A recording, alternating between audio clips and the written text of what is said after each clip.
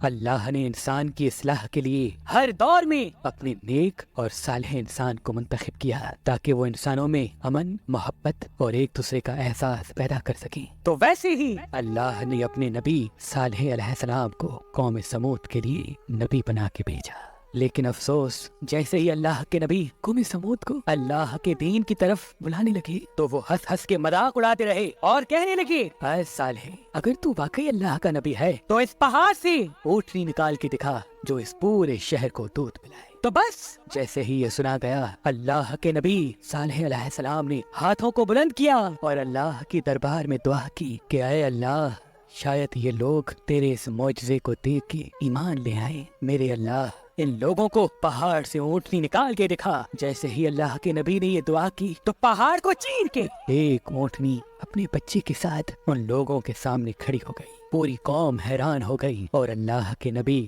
حضرت صالح علیہ السلام فرمانے لگے، اے لوگو، یہ اونٹنی اللہ کی نشانی ہے۔ جو اللہ پہاڑ کو چیر کے اونٹنی کو پیدا کر سکتا ہے وہی اس کائنات کا حقیقی خالق ہے۔ اے لوگو، پتھروں کو نہ پوجو، آگ کو نہ پوجو، اس اللہ کی عبادت کرو جس نے تمہیں پیدا کیا ہے۔ اللہ کے کرم سے وہ اونٹنی پورے شہر کو دودھ پلاتی تھی۔ اللہ کے نبی صالح علیہ السلام نے فرمایا، اے لوگوں، جو ساتھ میں چشمہ ہے اس کا پانی ایک دن تم پیو اور دوسرے دن یہ اونٹنی پیے گی جو تمہیں دودھ دیتی ہے۔ سب نے تسلیم کیا اور لوگ ایک دن چشمے کا پانی پیتے تھے اور دوسرے دن اونٹنی کا دودھ۔ لیکن افسوس، شیطان ان لوگوں کو بھٹکاتا رہا کہ اس تالاب کے پانی پہ قوم سمود کا حق ہے، اس اونٹنی کا نہیں، اور ایک شخص کو لالچ دی گئی کہ شہر کی سب سے خوبصورت عورت سے تمہاری شادی کروائیں گے، بس تم ہمارا ایک کام کرو، صالح کی اونٹنی کو قتل کر دو۔ اس کا نام قطار بن سالف تھا، جو ایک طاقتور اور وحشی انسان تھا۔ اس نے 9 گروہ بنائے اور یہ کہا، اس اونٹنی کو میں اپنے ہاتھوں سے ماروں گا۔ اللہ کے نبی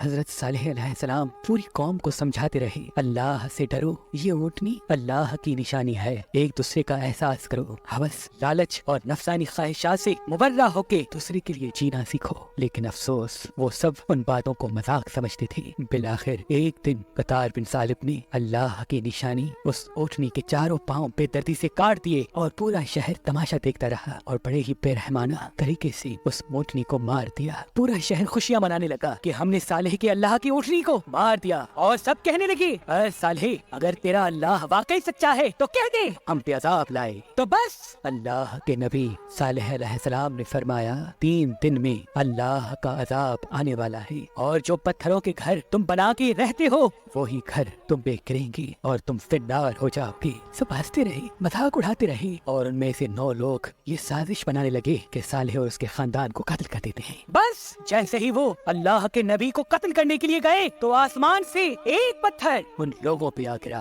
اور وہ سب کے سب فنار ہو گئے، اور یہیں سے عذاب کی شروعات اس قوم پہ ہو گئی۔ اتنے میں پوری قوم کے چہرے سیاہ ہو گئے اور آسمان سے آگ برسنے لگی اور زمین ہلنے لگی۔ اللہ کے نبی صالح علیہ السلام اور وہ لوگ جو صالح علیہ السلام پہ ایمان لے آئے، ان کے علاوہ سب کے سب فنار ہو گئے، اور یوں ان سارے ظلم کرنے والوں کو اللہ نے زمین میں ہی دفنا دیا۔ اللہ کے نبی حضرت صالح علیہ السلام اپنے قوم کے لوگوں کی لاشوں کو دیکھ کے آنکھوں کو نم کر کے فرمانے لگے، کاش تم لوگ ایک دوسرے کا احساس کرتے تو آج اس طرح رسوا نہ ہوتی۔ افسوس ہے کہ تم نے اپنی دنیا اور آخرت دونوں کو تباہ کر دیا۔ میں تمہارے لیے حق کا پیغام لایا تھا، لیکن افسوس تم لوگ حق کے پیغام لانے والے کو پسند نہیں کرتے۔ اس قوم کے آثار آج بھی موجود ہیں، مدینہ پاک کے شمال مغرب میں ان کے گھر موجود ہیں۔ آج تک وہ علاقہ مدائن صالح کے نام سے یاد کیا جاتا ہے۔